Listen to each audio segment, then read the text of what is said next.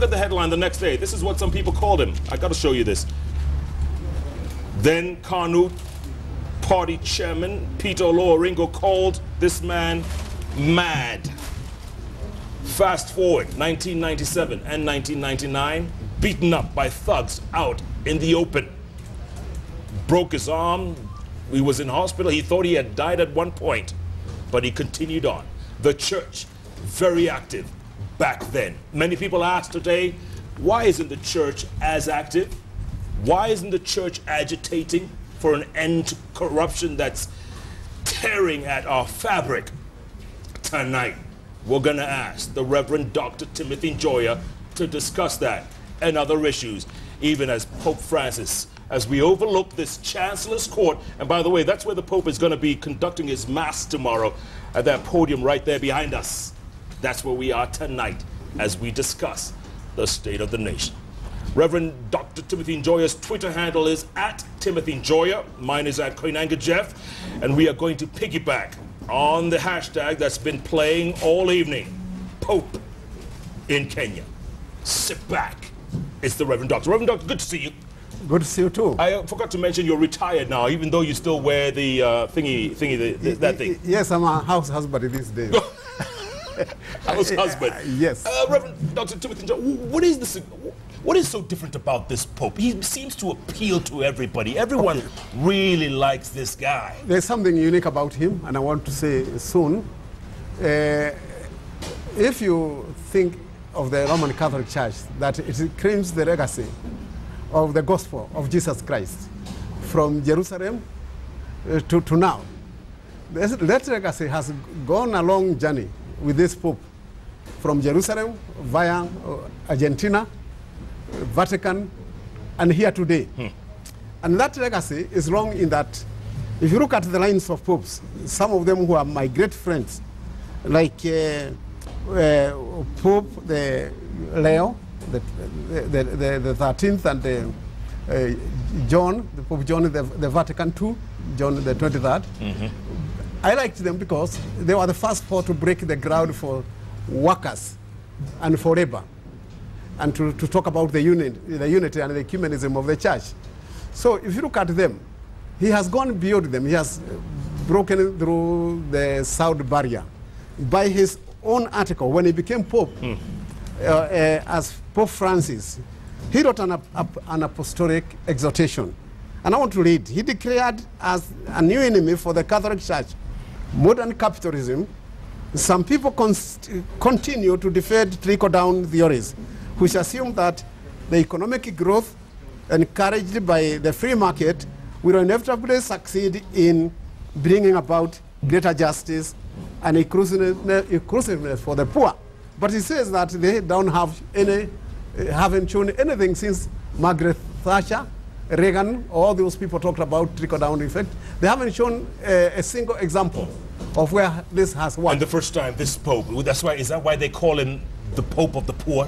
That's one of the reasons they call him the Pope of the Poor. And that's why I would say that I expect a lot from his coming here about the conscience of the Kenyan people. The majority of the Christians who are Catholics, and they're also Protestants.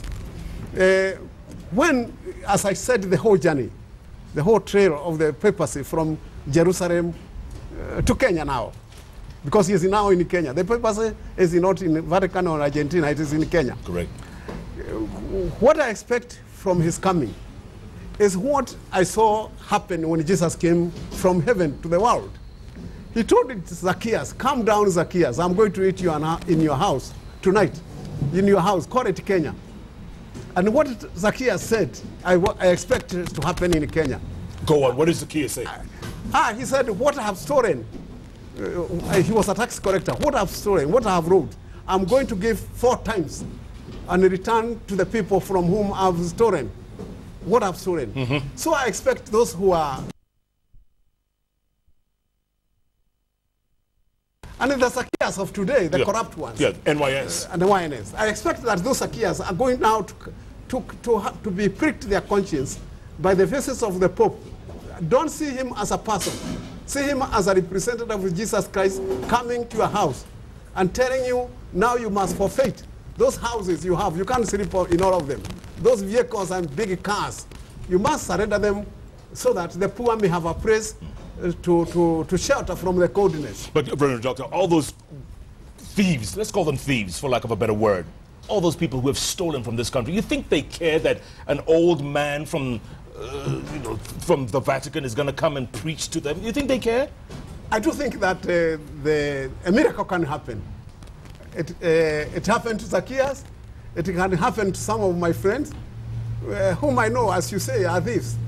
And they can be pricked in their conscience because they still come to church. They are flocking to take sacraments every Sunday. And they are offering some of that stolen money to the church for buildings. You know, they are giving it. Mm-hmm. Yes, I expect them to share part of their lands and their properties with the poor. Reverend Doctor, are we at a turning point in this country right now? Are we at a turning point? I do think that we have not yet reached the bottom. Otherwise, there would have been a revolution in this country. Mm. The poor would have said no, if they are pushed too far. But now the poor are doing nothing other than attend rallies to eat oxygen and eat air, while the rich go back to their houses to go and sleep well and accumulate more.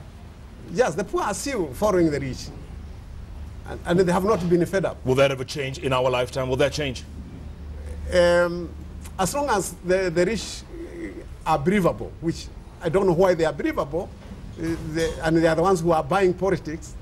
You cannot buy politics. You cannot have a chopper to go and attend a rally if you didn't have wealth. For people who are coming bare feet to come and talk to them and dust them with the dust. Yeah, that you can do, but it won't take forever. Mm. It won't take forever. You won't have people to buy, trade one leader for another one, opposition. Yeah. For government and government for opposition. There's no shade of a zebra. Yeah. A zebra is a zebra whether you are looking at the white stripes or whether you are looking at the black stripes. It's a zebra. Kenya is Kenya. It doesn't matter whether you are looking at the opposition or the government. It's a 0-1 zebra. I never thought of it that way, Reverend Doctor. Speaking of rallies, tomorrow there's a huge mass here behind us at that podium, and apparently they're expecting about 1 million people. Perhaps more. Perhaps more. Are you going to be part of it? Spiritually, yes. I'll be partaker by the fact that I'm welcoming the Pope to be in Kenya. And even if I took that Holy Communion personally, it will be only that moment. But I'm a partaker of the Holy Communion throughout my life. You know. Yeah. And I shall partake also in the Lord's banquet in heaven. I do believe that. Well, hopefully not too soon, Reverend Doctor. But let me ask you a question I had posed at the top of the show, Reverend Doctor, and that is, why has the church been so silent? Why don't we have the enjoyers of the 1980s and 1990s? Where are those outspoken clerics? Oh, you are mistaken. The church is not really silent. It's only that it's not talking about the language of change and of transformation. It is there still talking about the language of the structures, building buildings, building institutions, building the market, entrepreneurship. The church is investing a lot in business to make money. And I'm saying that the church is not silent, because every Sunday you see politicians in the church talking and using the forum of the church, because it's still a vocal forum. It's still an important forum to speak, to be seen, for a thief to be seen speaking in the church. Yeah. And saying how he did not steal or whatever he is saying. But I'm saying that the church is not silent. It's only that it has become an organ of the market. The same organ of the market, the Pope is saying is the enemy of the church, of the Catholic Church. Yeah. I don't know whether the Catholic Church realizes that, but I think that this Pope really appeals to my heart, in that he is one of the third friend of mine. If you talk Pope Leo the 13th and John John the 23rd. 23rd, yeah. Yes, because I liked them, because like the Rerum Novarum, the encyclical of labor, it really did help the labor union and the labor movement to be recognized as giving dignity to the human worker. Yeah, but and to the Tulemba. Sure, but do you get disappointed when you pick up the paper or when you look around you and you see the Reverend Joyas of this day and age do not exist? No, I don't want to commit suicide. I must have hope for Kenya all the time. If you lose hope, yeah. It's as if you are dead.